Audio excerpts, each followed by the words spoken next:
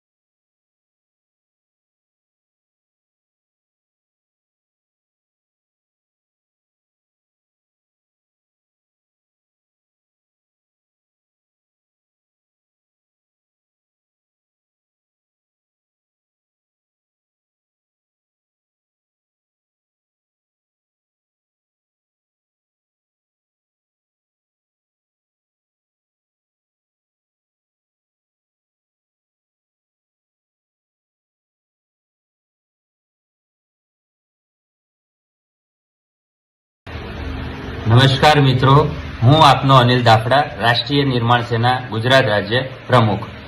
વાસણા વિસ્તારના લોકો પાસેથી અનેક પ્રકારની ફરિયાદો આવેલ હતી મારા પાસે કે વાસણા પોલીસ સ્ટેશન ખાતે પોલીસ કર્મી કે હરજીભાઈ નાઓ દ્વારા વોરંટની બજવણીનું કામગીરી કરવામાં આવે છે અને તેઓ નાઓ દ્વારા જે લોકોના વોરંટ ઇસ્યુ કરેલા હોય કોર્ટ દ્વારા એ તેઓ પાસે જઈ અને કોર્ટમાં નહીં જવું, પોલીસ સ્ટેશન નહીં આવવું, તે બાબતેની લાંચ માંગતા હતા અને અત્યાર સુધી રૂપિયા ઉઘરાવતા હતા અને લેતા હતા.